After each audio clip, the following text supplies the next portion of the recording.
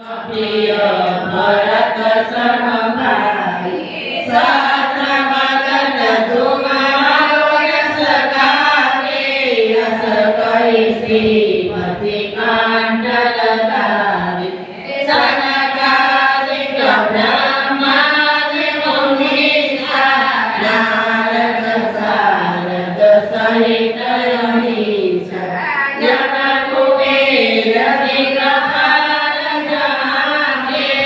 હરિ કો વિચ કરી શકે કમા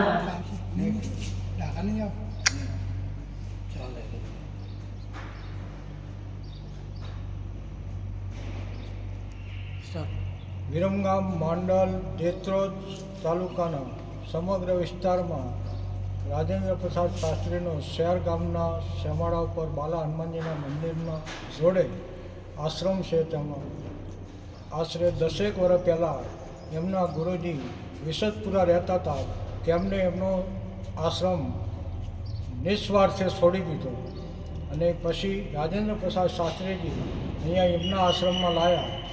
10 વર્ષ ભાવિ ભક્તોએ એમની સેવા કરી, અવારનવાર ભંડારા કર્યા.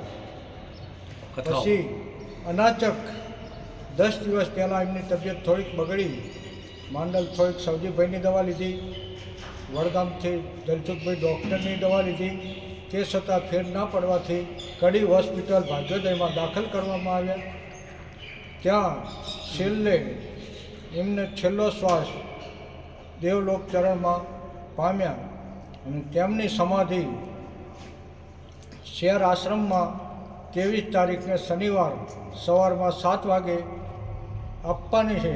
કે જે ભાવિ ભક્તોને એમના દર્શન કરવાની ઈચ્છા હોય તે સવારમાં વહેલાસર આવી. શહેર ગામના શ્યામાળા ઉપર બાલા હનુમાનજીનું મંદિર છે અને મંદિરમાં બહુ પુરાણું મંદિર છે, જૂના સાલનું.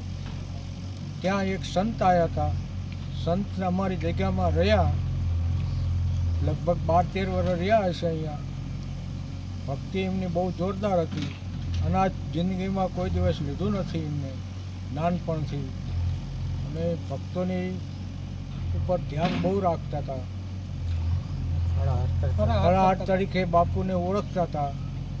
અને 4-5 દિવસ અનાચક એમને થોડુંક શરીરમાં તકલીફ પડી.